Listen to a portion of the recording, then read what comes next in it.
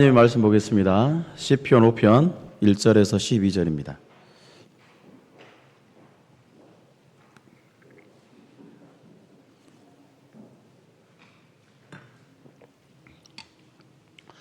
시편 5편 1절에서 12절 말씀 우리 함께 한 목소리로 합독합니다.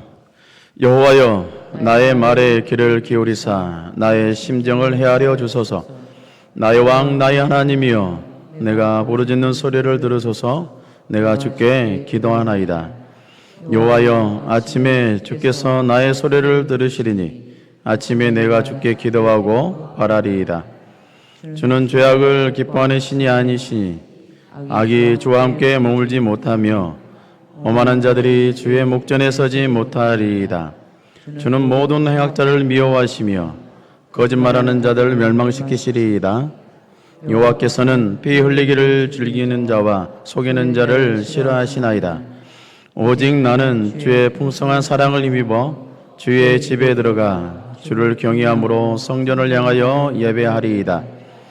여호와여, 나의 원수들로 말미암아 주의 의로 나를 인도하시고 주의 길을 내 목전에 곱게 하소서. 그들의 입에 신실함이 없고 그들의 심이 악하며 그들의 목구멍은 열린 무덤 같고 그들의 혀로는 아첨하나이다.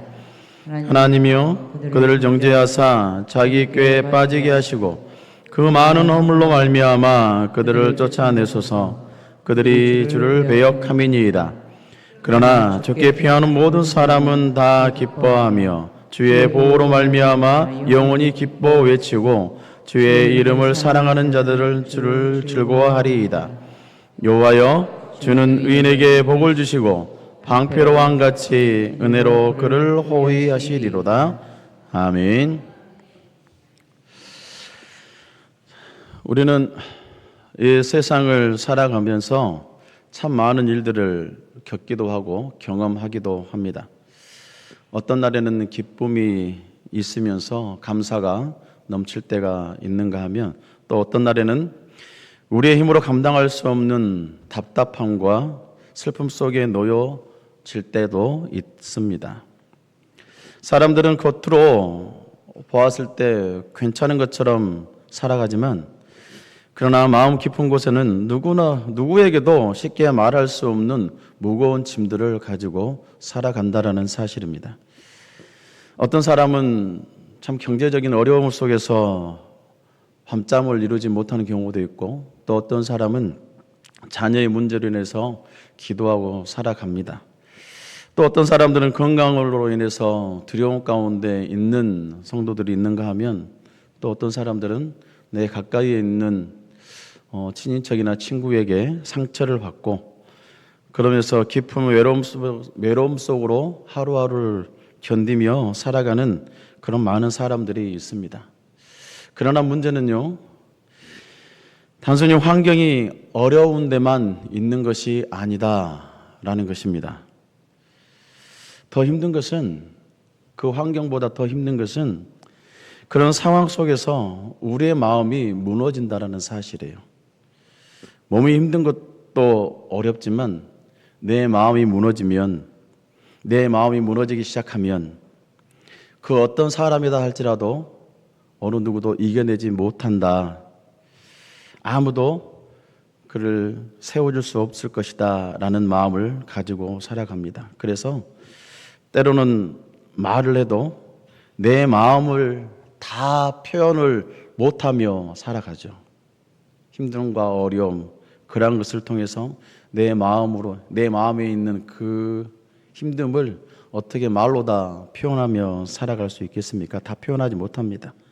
누군가에게 설명을 하려고 해도 그 답답함을 전달할 수 있을 만큼의 탄식, 그 탄식 속에서 빠져 있기 때문에 답답하다라는 것입니다. 그런데 오늘 시편 5편의 말씀을 보게 되면 바로 다윗이 그러한 상태에 놓여 있다라는 것입니다. 다윗은 지금 매우 큰 고통과 압박 속에 있었다라는 사실은 오늘 말씀을 읽어보면 충분히 알 수가 있어요. 원수들이 그를 둘러싸고 있었고 악한 자들의 거짓과 조롱이 있었으면서 억울함과 답답함 속에 하나님 앞에 눈물로 나아갈 수밖에 없었다라고 고백을 하고 있습니다. 그런데 사랑하는 성도 여러분, 오늘 우리가 반드시 기억해야 할 것은 다윗이 이러한 상황 속에서도 하나님을 찾았다라는 사실이 중요하죠. 그런데 그보다 더 중요한 것은 뭐냐면 하나님께서 먼저 다윗 안에서 역사하셨다라는 것입니다. 다윗이 힘들고 어렵고 답답하고 그런 고통 가운데 있으면서 하나님을 찾았다라는 것도 중요한 사실이지만 그 안에서 역사하시는 분이 계셨다라는 것입니다. 그 안에서 역사하시는 분이 계셨기 때문에 다윗이 하나님 앞에 찾아 나와 무릎을 꿇을 수 있었다라는 거예요. 우리는 흔히들 생각하기로 사람이 어려워지면 기도하게 된다라고 생각하죠. 그렇게 생각하지 않습니까? 나에게 어려움이 다가오면 나도 모르게 무릎을 꿇게 되고 나도 모르게 주의 전에 찾게 되고 그래서 하나님 앞에 부르짖는 우리의 모습이 있습니다. 물론 인간적으로 보게 되면 맞는 말처럼 들립니다. 건강할 때 기도하지 않다가 병들게 되면 기도하고 평안할 때는 하나님을 잊고 살다가 문제가 생기면 하나님을 찾는 것, 어떤 면에서 보면 참 인간답다, 인간의 모습이다라고 얘기할 수 있어요. 그래서 마치 사람이 먼저 하나님을 찾기로 결단한 것처럼 그렇게 쉽게 생각할 수가 있다라는 것입니다. 그렇지 않습니까? 힘들고 어려울 때 주의 전에 찾으니까 내가 하나님을 찾아왔지. 그렇게 생각하지 않을까요? 그런데 성경은 그렇게 말하지 않습니다. 빌립보서 2장 13절 말씀에 보면 이렇게 기록되어 있어요. 너희 안에서 행하시는 일은 하나님이시니 자기의 기쁘신 뜻을 위하여 너희에게 소원을 두고 행하게 하시나니라고 말씀하고 있습니다. 이 말씀은 우리들에게 참 중요한 진리를 가르쳐주고 있습니다. 하나님을 찾고 싶은 마음, 하나님을 찾게 하는 마음, 하나님께서 주시는 것이고 기도하고 싶은 마음, 기도하게끔 우리를 주의 종으로 인도하시는 그 마음을 주신 것도 하나님께서 우리 안에 두셨다라고 말씀하고 있다는 것입니다. 그러므로 우리가 하나님 앞에 나와 기도할 수 있는 것 그 자체가 얼마나 큰 은혜인지 모릅니다. 세상 사람들은 힘들고 어려울 때 주의 전을 찾을까요? 그렇지 않죠. 내 생각과 내 방법과 내 지혜로 그 모든 문제를 해결하려고 하지만 그러나 성도들은 그렇지 않죠. 힘들고 어려울 때라도 하나님을 찾게 되는 그 생각이 난다라는 게 얼마나 귀합니까? 그 안에서 그렇게 할 수 있게 만드는 것이 누구냐? 바로 하나님께서 하신다라는 사실입니다. 생각해 보세요. 사람의 본성은 하나님을 찾는 본성일까요? 처음 사람의 본성이 그럴까요? 죄로 인해서 타락한 인생은 그 인간은 하나님을 찾는 인생이 아니었습니다. 우리가 잘 알고 있잖아요. 창세기 보게 되면 어떤 모습이었는지. 아담이 그리고 하와가 범죄한 이후에 가장 먼저 했던 행동이 뭡니까? 선악과를 따먹고 자기네들이 눈이 밝아졌다라는 그리고 벗은 것을 알게 된 순간 그들의 행했던 모습은 어때요?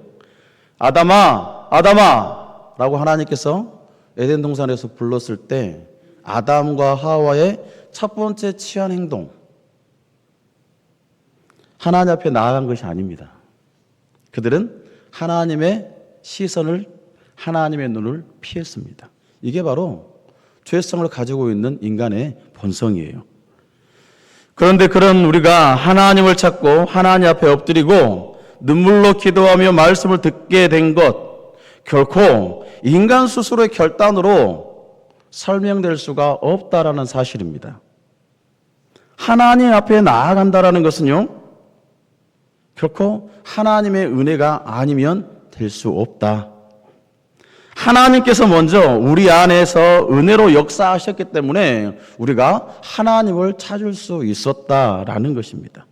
그래서 우리는 기도하면서도 절대로 하지 말아야 할 것이 있어요. 교만.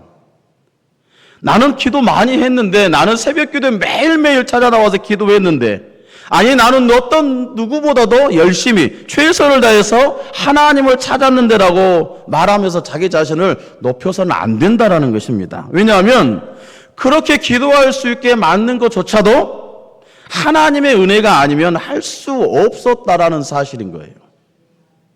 이것을 우리가 믿어야 됩니다. 사랑하는 성도 여러분, 지금 이 자리에 여러분이 나와서 예배할 수 있는 것 자체도 하나님의 은혜라는 것이에요.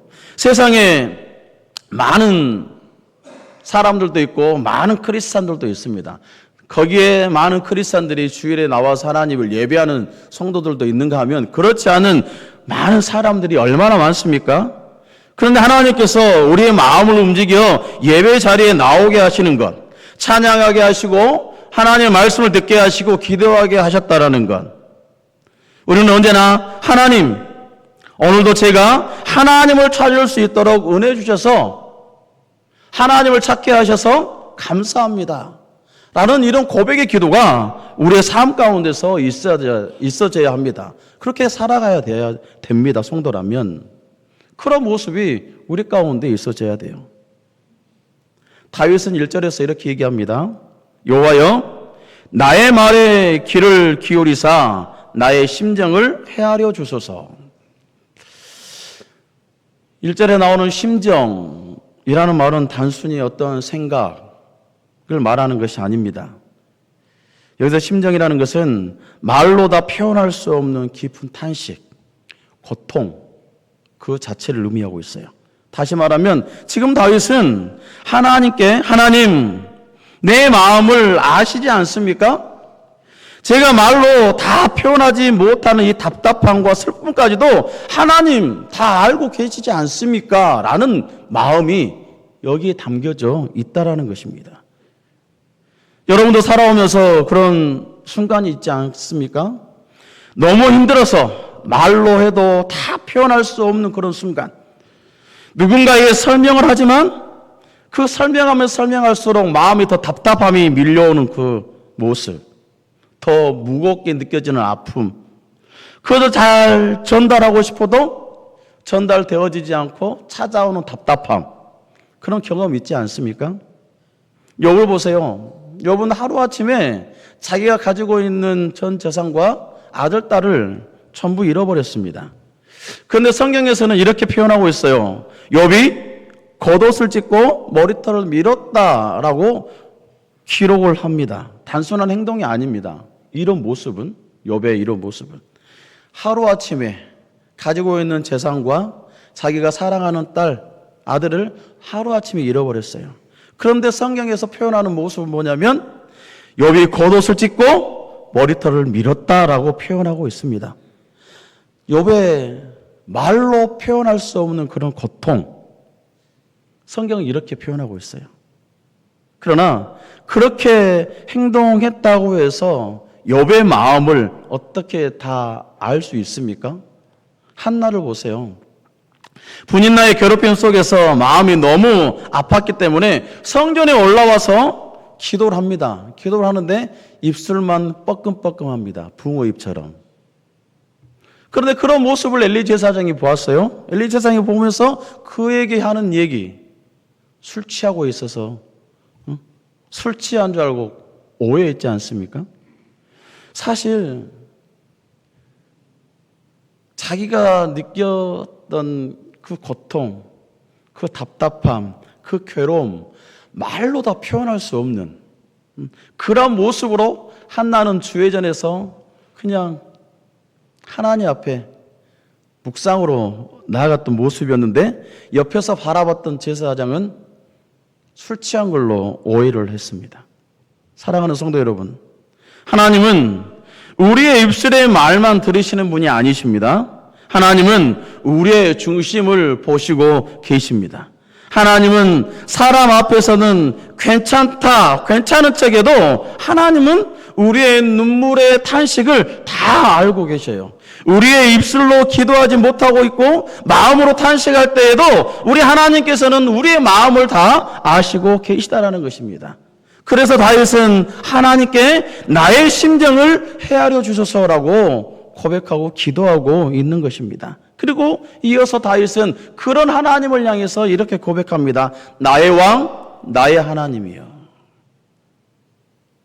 나의 왕, 나의 하나님이여. 이 말에는 다윗의 신앙 고백이 담겨져 있어요. 왕이라는 것은 단순히 높은 존재라는 뜻이 아닙니다. 나라를 다스리는 분, 아니 나를 다스리는 분. 다윗은 실제로 이스라엘의 왕이지 않습니까? 많은 사람들을 다스리고 있었어요. 왕의 위치에 있었습니다. 그러나 그가 자기 위에 진정한 왕, 진짜 왕이 계시다는 사실을 잊지 않았다라는 것입니다. 그분이 누굽니까? 바로 우리의 하나님입니다. 여러분, 우리의 신앙 역시 마찬가지입니다. 하나님을 믿는다라는 건 단순히 하나님이 계신다라는 것을 인정하는 것이 아니에요. 하나님을 내 삶의 왕으로 모시는 것입니다. 다시 말해서 내 인생의 주권을 하나님께 있다라는 것을 인정하고 나아가는 것입니다. 우리의 신앙생활하면서 하나님을 믿는다는 것은 바로 그런 것입니다. 그런데 우리는 얼마나 자주 하나님의 통치보다 내 생각과 욕심을 앞세운 적이 얼마나 많지 않았습니까? 하나님의 말씀보다 내 감정을 더 신뢰할 때가 너무나 많았어요. 기도하기보다는 계산적으로 나아가고 하나님의 그 응답을 기다리기보다는 조급해합니다. 하나님의 뜻보다 내 계획을 더 붙들고 살아갔던 우리의 모습이 얼마나 많습니까? 그러나 다윗은 힘들고 어려운 고통 가운데 있음에도 불구하고 그 순간에도 다윗이 고백한 것은 뭐냐면 나의 왕이여, 나의 하나님이여라고 고백하고 있었다라는 것입니다. 다윗이 가지고 있던 신앙 고백, 믿음입니다. 환경이 좋아서요? 환경이 좋아서 하나님을 왕으로 인정하는 것입니까? 아닙니다. 상황이 무너져도 힘들고 어려워도 그런 가운데 있다 하더라도 하나님은 내 삶을 다스리는 분입니다 라는 신앙의 고백이 다윗의 고백이었던 것이에요. 그래서 나의 왕, 나의 하나님이라고 고백하고 있는 것입니다. 그리고 다윗은 고백하기를 여호와여 아침에 주께서 나의 소리를 들으시리니 내가 주께 기도하고 바라리이다. 다윗은 하나님을 기다리고 있습니다. 오랫동안 응답되지 않는 상황 속에서도 다윗은 포기하지 않고 있어요. 하나님을 기다리고 있습니다. 하나님께서는 때때로 우리의 기도를 응답하지 않을 때가 많아요. 그런데 우리의 심정은 어떻습니까? 우리가 기도하면 우리의 기도 제목이 순식간에 빨리, 대체로 빨리 응답됐으면 좋겠다라는 그런 생각을 가지고 살아갑니다. 빨리 해결됐으면 좋겠다. 근데 우리 하나님께서는 아니야. 기다려. 아직 때가 안 됐어. 기다리게 하실 때가 있다라는 것입니다. 왜 그렇습니까? 하나님은 단순히 문제 해결하는 것보다 더 중요한 일을 우리 안에서 이루고 가고 계시기 때문에 그렇습니다. 기도는 단순히 문제 해결을 위한 수단이 아닙니다. 기도는요, 하나님을 더 깊이 알아가는 통로입니다. 우리가 기도를 한다고 해서 얼마나 하나님을 많이 알아갑니까? 얼마나 많이 하나님과 동행하고 살아갑니까? 기도를 많이 하면 많이 할수록 나의 삶 속에서 하나님과 동행하는 모습이 있어야 돼요. 기다림 속에서 우리는 하나님을 배우게 됩니다. 응답이 지연되는 순간 속에서도 우리의 믿음은 더 깊이 뿌리가 내려져야 한다는 것입니다. 하나님은 때때로 침묵하심으로써 우리를 버리신 겁니까?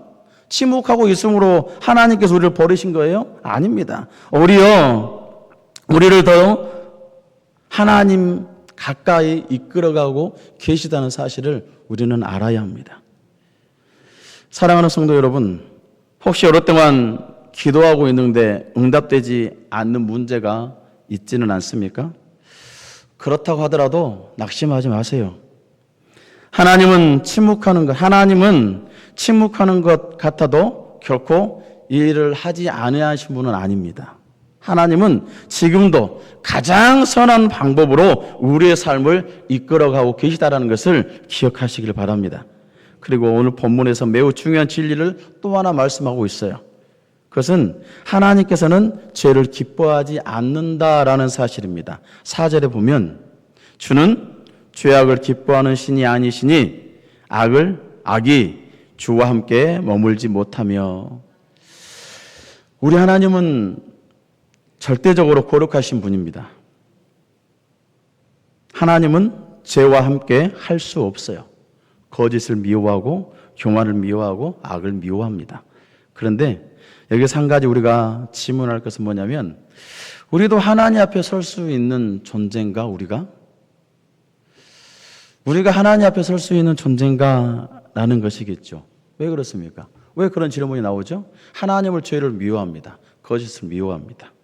교만을 미워하고 악을 싫어해요.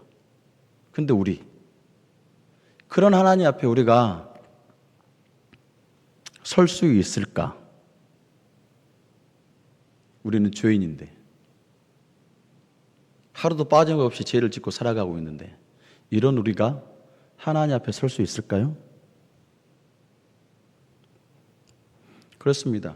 우리는 죄인입니다. 우리는 여전히 넘어집니다. 부족하고요, 연약합니다. 그런데 어떻게 하나님 앞에 나아갈 수 있습니까? 그건 복음의 은혜예요. 복음의 은혜가 아니고서는 우리가 하나님 앞에 나아갈 수가 없다라는 사실, 우리는 기억해야 됩니다. 7절에 보면 오직 나는 주의 풍성한 사랑을 힘입어 주의 집에 들어가 주를 경외함으로 성전을 향하여 예배하리이다. 오직 나는 주의 풍성한 사랑을 힘입어 주의 집에 들어가 주를 경외함으로 성전을 향하여 예배할 것입니다.